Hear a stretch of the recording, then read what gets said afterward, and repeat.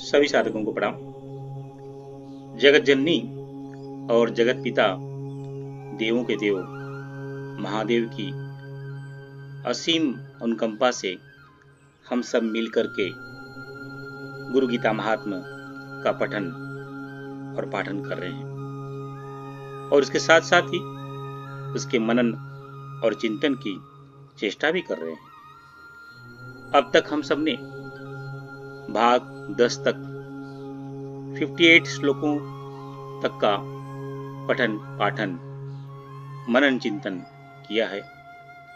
आइए आगे हम भाग 11 में 59 से 64 श्लोकों तक की चर्चा करते हैं।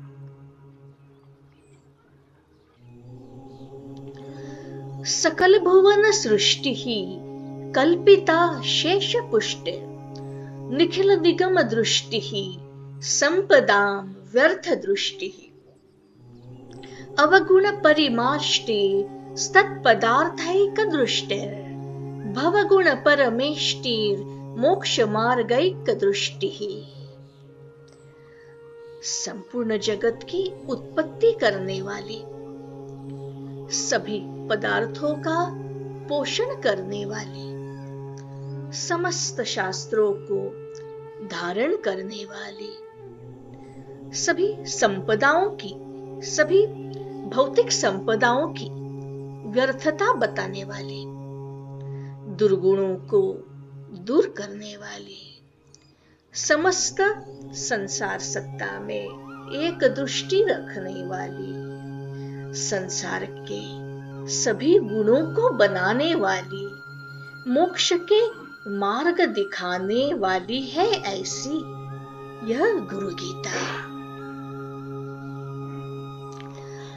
सकल भुवन रंग स्थापना स्तंभ यष्टि सकरुण रस वृष्टि तत्वमाला समष्टि सकल समय सृष्टि सच्चिदानंद दृष्टि निवसतु मयि नित्यं श्री गुरोर दिव्य दृष्टि। समस्त संसार रूपी यह रंगमंच है और उसका जो आधार स्तंभ, जो करुणा का रस बरसाने वाली षट्विशति तत्वों की समष्टि रूप माला के समान, जिसमें सभी नियम और काल आदि की रचना की है, ऐसे है जो हमारे सच्चिदानंद श्री गुरु, उनका स्वरूप ही है सच्चिदानंद का। ऐसे उस श्री गुरु की कृपा दृष्टि मुझ पर नित्य बनी रहे।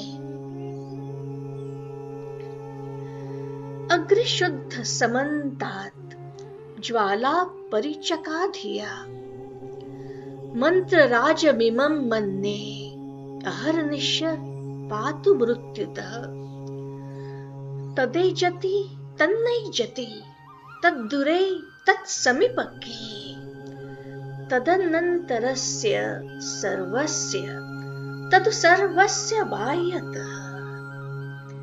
हे देवी, सद्गुरु का नाम ही परम मंत्र है, यही मंत्र राज है।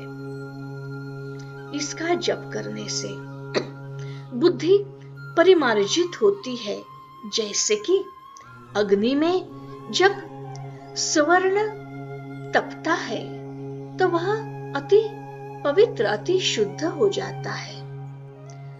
इनके स्मरण चिंतन से ही, उनके नाम के चिंतन से ही निरंतर मृत्यु से रक्षा होती है, चलते हुए या बैठते हुए, दूर होने पर या पास रहने पर, बाहर होने से या अंदर रहने पर, जहां कभी भी कैसे भी रहे, पर गुरु का नाम, श्री गुरु का नाम, यह महामंत्र समुची सामर्थ्य से अपनी रक्षा करता है। अजो अहम अजरो अहम च अनादि निधनः स्वयं अविकारश्चिदानंद अणियात् महतो महान् अपूर्वाणां परम नित्यं स्वयं ज्योतिर्निरामयम् विरजं परमाकाशं ध्रुवमानन्दं वयम्। अहम यानी इस शब्द के द्वारा वर्णित यह जो आत्मा है, यह जन्म रहित, यह अमर, यह अजर है। इसका कोई आदि नहीं है। यह मृत्यु रहित भी है। इसमें कोई भी विकार नहीं है। यही चिदानंद है। ये अणु से भी अति सूक्ष्म और महान से भी अति विराट। ऐसी है यह सद्गुरु की चेतना। सद्गुरु चेतना का यह जो तत्व है, ये सब बातें अपूर्व है, नित्य है, निरंतर, स्वयं प्रकाशित एवं निरामय, अत्यंत परिमय ऐसा है। इसमें कोई भी किसी तरह का विकार नहीं। यही सद्गुरु श्री गुरु परम आकाश रूप है, अचल, अक्षय और आनंद का स्रोत यही सद्गुरु है।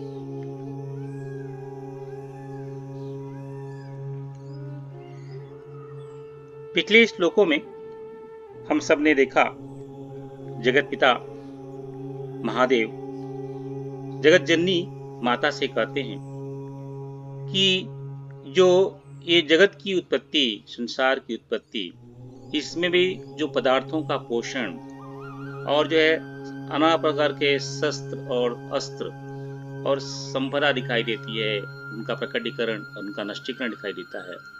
जो कुछ भी दुर्गुण और सगुण दिखाई देते हैं, उन सब में एक ही सत्ता की दृष्टि है और उस सब में उससे निकलने का एक ही मार्ग है, वह गुरु सत्ता है।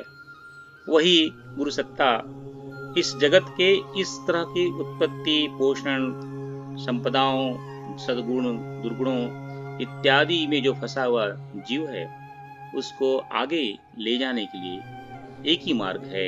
वह मार्ग है गुरु सत्ता का, गुरु तत्व का, गुरु तत्व का।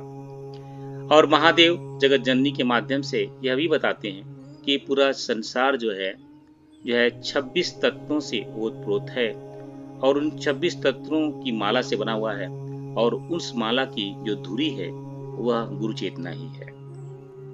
और यहाँ तक कि जो भी संसार की जो नियमावली है, काल है, काल की रचना है, जो संगठना है, वो सब जो है उस सच्चिदानंद स्वरूप गुरु तत्व के कारण ही है, गुरु तत्व के कारण ही है। महादेव माता जगत जननी के माध्यम से हम सबको यह बताने देते हैं कि गुरु का नाम ही परम मंत्र है, वह मंत्र राज है। जब जो है शिष्य गुरु के नाम को अपने मन में एकदम ध्यानस्थ कर लेता है, उसके अंदर रम जाता है, तो उसकी बुद्धि अग्नि के समान जो है तपने लगती है और उस तपने के कारण जो है वह जो है शुद्ध हो जाता है, अशुद्धियों से उसकी दूरी हो जाती है और वह सुवर्ण की भांति चमकने लगता है। और वास्तव में इसके करने से और जो है गुरु के रूप के चिंतन और मनन से जो है उसका सभी तरह का भय जो है दूर हो जाता है। जगत जननी को बताते हुए महादेव कहते हैं, यह जो तम पदार्थ है, जो अहम पदार्थ है, जो इस जगत का मैं हूं, जो इस जगत का शिव है, वह गुरु ही है और वह गुरु जन्म रहित है, अजर है, अमर है, अनादि है। और वह तो जो है जितने भी विकार है उनसे रहित है। वह अणु से भी सूक्ष्म से सूक्ष्मतर है, महान से भी विराट से विराट है। वह अपूर्व है, नित्य है, स्वयं प्रकाशित है, निरामय है और परम आकाश के रूप जैसा है, अक्षय है, अचल है और वह तो वह आनंद का, वही आनंद का स्रोत है। तो इस तरह से जगत जननी के माध्यम से महादेव जो है इन पिछले श्लोकों में जो है गुरु तत्व के बारे में हम सबको जो है हम बताते हैं। आइए इसकी थोड़ी चर्चा कर लेते हैं। ये जो सृष्टि की जो प्रक्रिया है, इस सृष्टि के प्रक्रिया में मूलतः 7 स्तंभ दिखाई देते हैं। एक उत्पत्ति की प्रक्रिया दिखाई देती है। उत्पत्ति होने के बाद में उसमें शक्ति का संचय होता है। शक्ति के संचय होने के पश्चात में है निर्माण की प्रक्रिया होती है। निर्माण होने के पश्चात जो है उसका पालन और पोषण होता है, और पालन पोषण के पश्चात जो है उसके अंदर परिवर्तन होता है और अंततः विलय होता है। इन 7 प्रक्रिया में उत्पत्ति, शक्ति, निर्माण, पालन, परिवर्तन और विलय, यह सृष्टि की प्रक्रिया में है। यह सृष्टि की प्रक्रिया में जीव भी इसी प्रक्रियाओं के चक्कर में 84 लाख जन्मों का, मरण का जो है उसके अंदर जो है गति करता है। 84 लाख के जन्म मरण की गति में वह जो है 14 भुवनों की यात्रा करता है। 14 भुवनों की यात्रा के साथ साथ में जो है अलग अलग ब्रह्मांडों की यात्रा करता है, और इसी तरह से इस गति में वह गतिशील रहता है और इस भव चक्र से पार नहीं जा पाता। लेकिन इस सृष्टि की प्रक्रिया का जो मूल कारण है वह गुरु है। अगर शिष्य अपनी चेतना को, अपनी जो है गति को, अपनी शक्ति को, अपनी क्रिया को उस गुरु चेतना में लीन कर दे, उसको ध्यानस्थ कर दे, तो वह जो है इस सृष्टि की प्रक्रिया में जो 7 चक्र हैं, इन चक्रों से तोड़ करके मोक्ष को प्राप्त कर लेता है। अर्थात वह जो है गुरु के शरण में जो है एक रूप हो जाता है। वह स्वयं शिव रूप हो जाता है, वह स्वयं ब्रह्म रूप हो जाता है, और उसकी जो है गति रुक जाती है। यहाँ महादेव कहते हैं इस सृष्टि की प्रक्रिया को तोड़ने का एक ही मार्ग है गुरु सत्ता का चिंतन, मनन और उसके तत्व में जो है एक रसता और एक रूपता, जिसके कारण जो है शिष्य जो है इस सृष्टि की प्रक्रिया से बाहर निकल सकता है और जो है आगे जो है उस आत्म चेतना को, परम चेतना को, गुरु चेतना को, शिव चेतना को, ब्रह्म चेतना को प्राप्त कर सकता है। महादेव कहते हैं कि यह सृष्टि जो है 26 तत्वों से बना हुआ है। यानी ये उन लोगों के लिए उद्घोषणा करते हुए कहते हैं जिनके अंदर जो है भेद बुद्धि है। जो है साधारण जीव और मनुष्यों के लिए यह जगत जो है 26 तत्वों में प्रतीत होता है। इसकी विश्लेषणा करते महादेव जगत जननी के माध्यम से कहते हैं कि एक तत्व है, वैसे तो देखा जाए वह जैसे जो है मूलतः कारण रूप जो है एक ही तत्व है, वह है मैं हूं, यानी शिव है, ब्रह्म है, और इसी को गुरु कहते हैं। गुरु ही शिव मैं हूं, मैं ही गुरु हूं, और गुरु ही शिव है, शिव ही गुरु है, गुरु ही ब्रह्म है, ब्रह्म ही ओम है। यानी शिव इस जगत में से एक ही मूलभूत तत्व है, वह मैं यानी शिव, गुरु या ओम है। जो है इसके अंदर के कारण जो है शक्ति की उत्पत्तिकरण हो जाती है। तो जैसे शक्ति की प्रकटीकरण होता है, तो प्रकटीकरण में के कारण यह अभेद बुद्धि वालों को यह जो है जगत 2 रूप में दिखाई देता है। एक जो है मैं और दूसरी मेरी शक्ति या के रूप में 2 दिखाई देता है। और यह शक्ति भी 2 भागों में विभाजित होती है। एक शक्ति है परा, दूसरी है अपरा। यानी जो भेद बुद्धि रखते हैं उन्हें लगता है यह जो है 3 अलग अलग जो है तत्व हैं। एक जो है मैं, दूसरी शक्ति, और यह शक्ति के 2 भाग परा और अपरा। और भगवान कहते हैं इस जो है शक्ति की जो अपरा शक्ति है, जो अपरा भाव है, उस अपरा भाव से ही जो है यह जगत बनता है। इस जगत में जो है जो उसके जो है 25 तत्व हैं। उन 25 तत्वों में यानी 5 प्राणेंद्रिया, 5 ज्ञानेंद्रिया, 5 कर्मेंद्रिया, 5 अंतःकरण और 5 तन्मात्रा। यानी जो अपरा शक्ति है उसके अंदर जो है 25 तत्व हैं। तो भगवान यहाँ बताने की चेष्टा बताते हैं कि जो है तो अपरा के शक्ति के 25 तत्व और जो है परा शक्ति यानी 26 तत्व और मैं यानी मिला करके ये हो गए 26 तत्व। यानी यह पूरा चराचर जगत जो है जो भेद बुद्धि वाले जीव हैं, जिन्हें शिष्यत्व ग्रहण नहीं किया है, जिन्हें ज्ञान प्राप्त नहीं हुआ है, जिसने मुझसे एकाकार नहीं किया है, उन्हें अभेद रूप से यह 26 तत्व दिखाई देते हैं।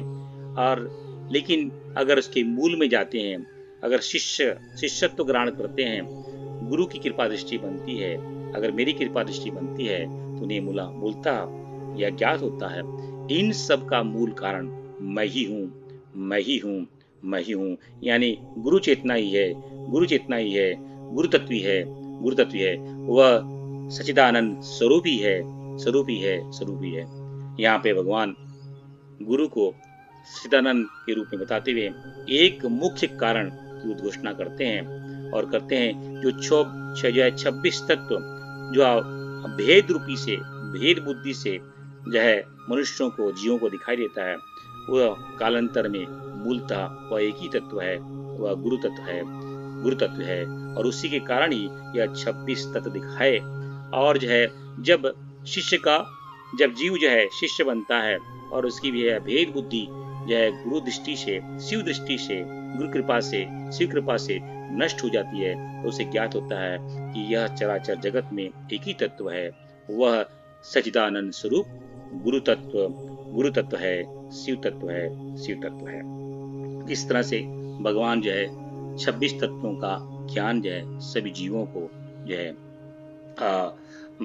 जो है माता जगत जननी के माध्यम से देते हैं। महादेव जगत जननी के माध्यम से आगे बताते हुए कहते हैं कि पूरे इस ब्रह्मांड में, चराचर जगत में जो 2 ही नियम चलते हैं, एक नित्य है, एक अनित्य का नियम है। ये नित्य अनित्य का जो नियमन है, इसका जो सूत्रधार जो है मैं ही हूँ, गुरु शिव तत्व है, यानी गुरु तत्व ही है। 2 नियमन की विस्तार की विवेचना करते हुए भगवान कहते हैं कि जो भी जो है 3 ही चीज है, स्थान, काल और वस्तु।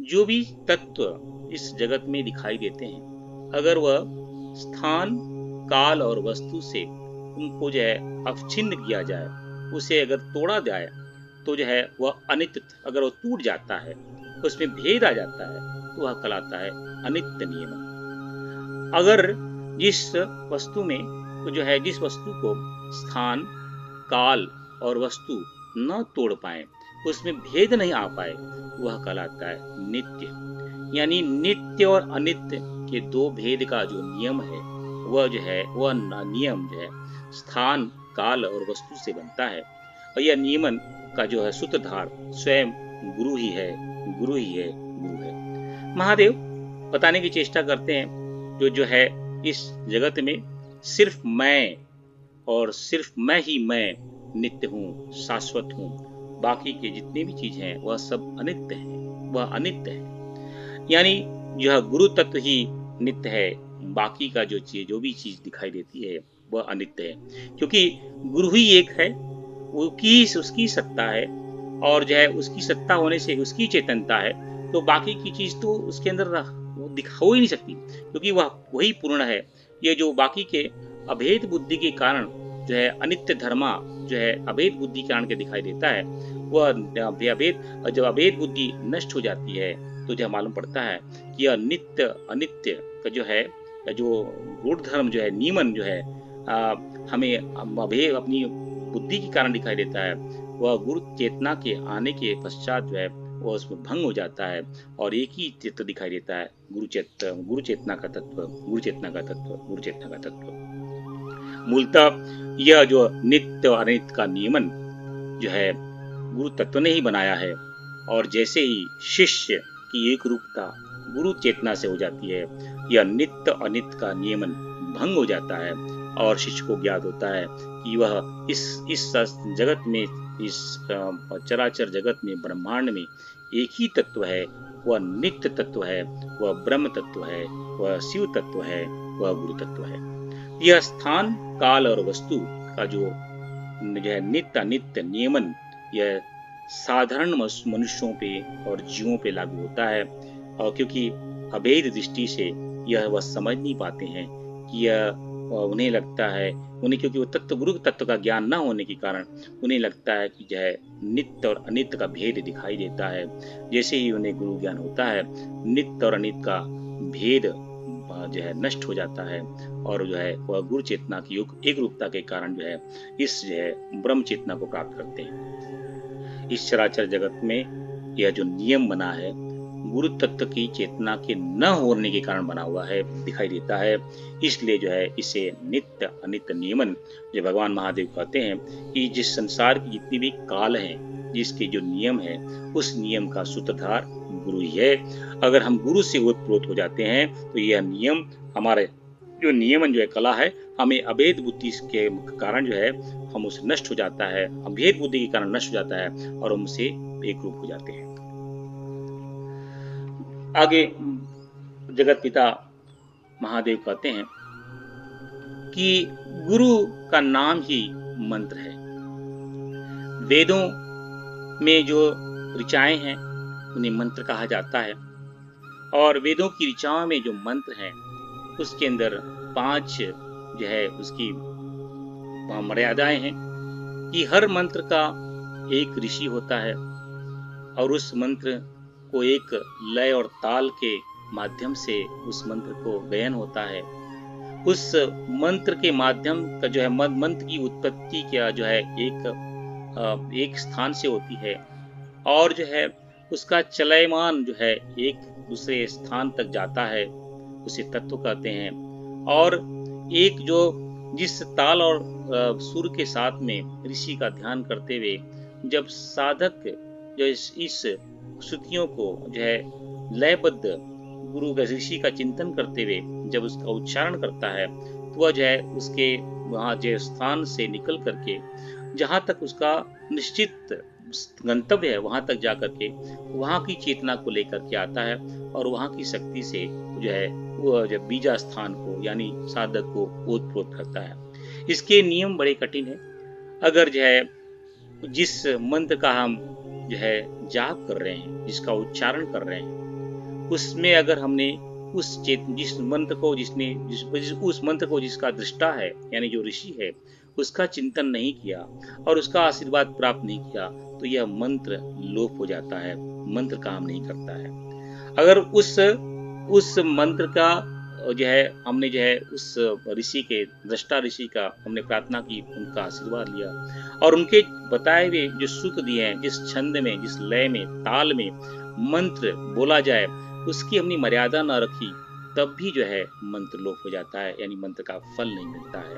यानी हमें जो है कोई भी मंत्र उच्चारण करने के साथ में उस ऋषि जो मंत्र का दृष्टा है उस ऋषि का मार्गदर्शन, उसका आशीर्वाद और साथ में जो उस मंत्र की मर्यादा है, जिस ताल में, लय में और उसके शब्दों से उसकी झंकार करनी है, उसी ताल और लय के साथ में हम झंकार नहीं करते हैं तो जो है मंत्र का फल नहीं मिलता है, मंत्र लोप हो जाता है।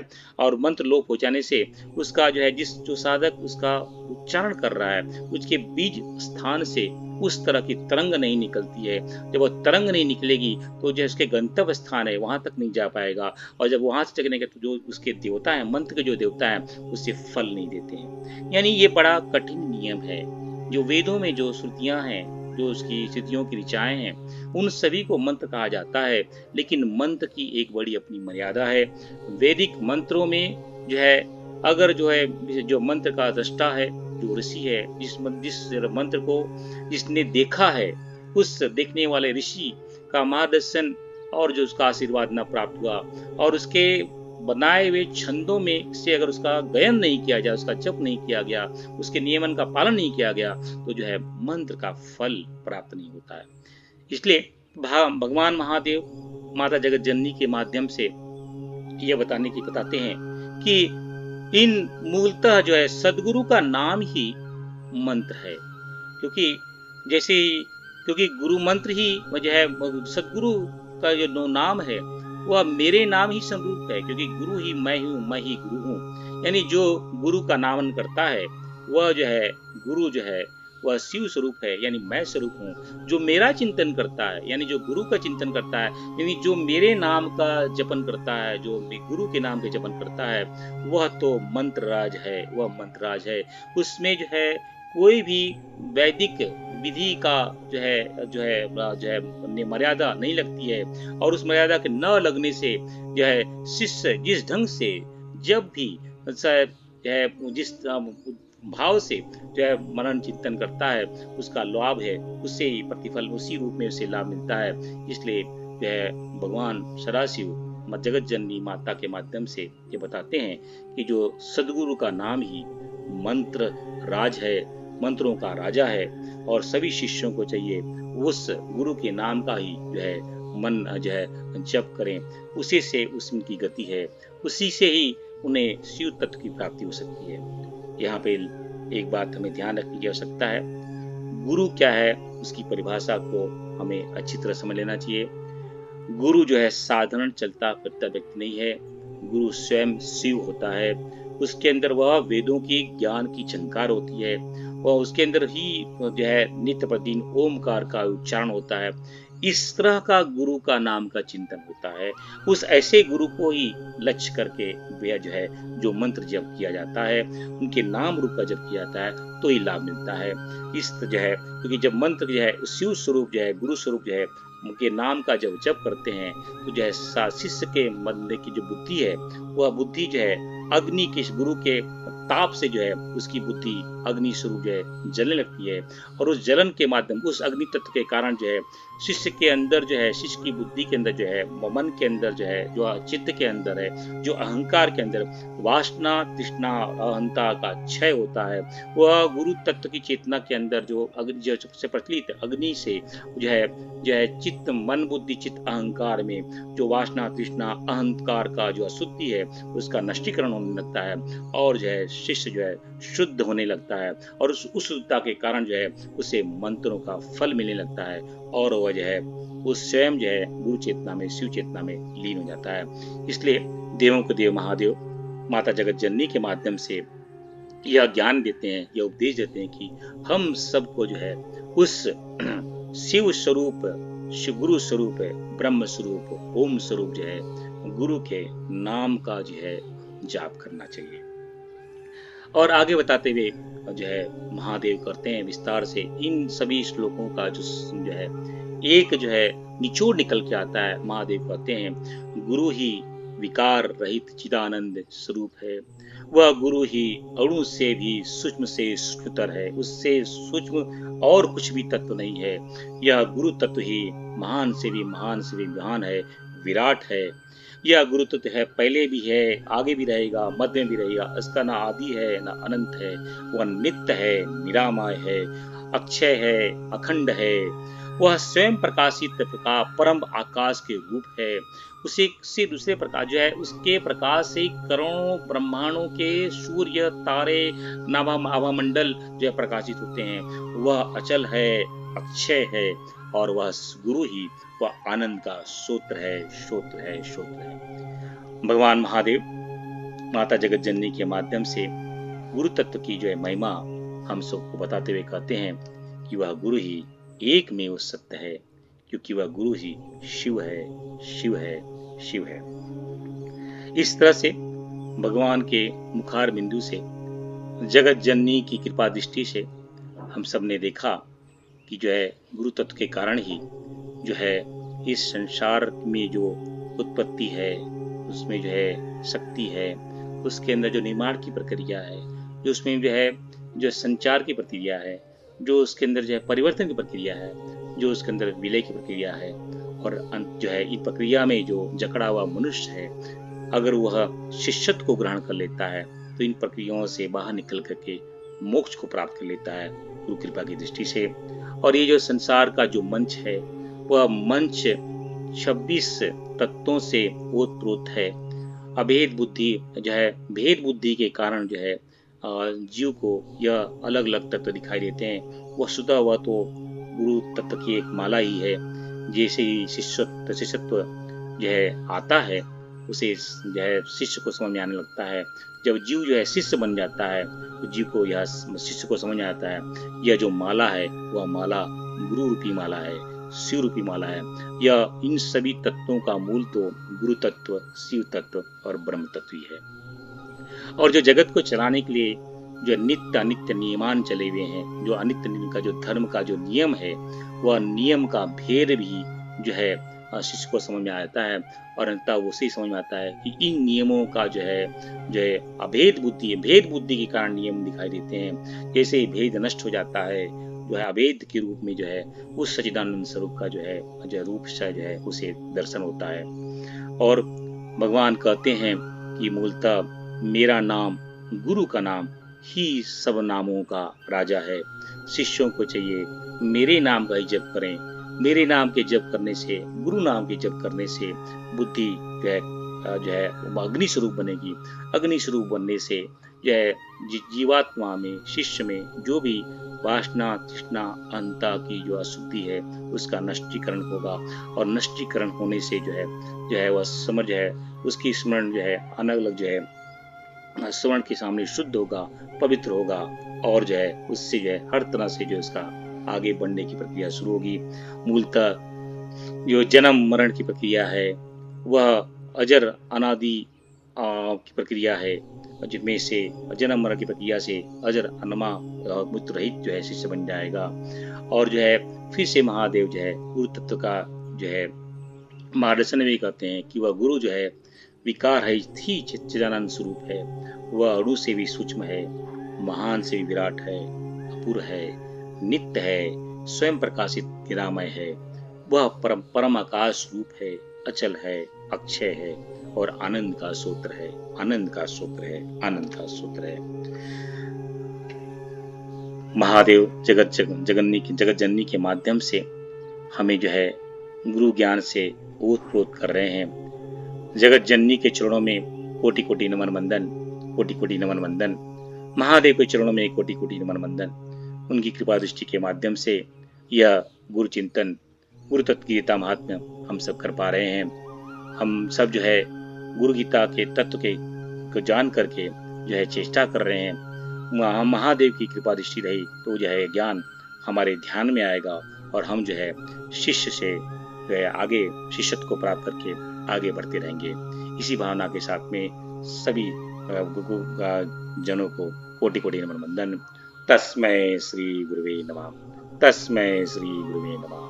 इदं गायत्रीदं नमः, इदं गायत्रीदं नमः, इदं गायत्रीदं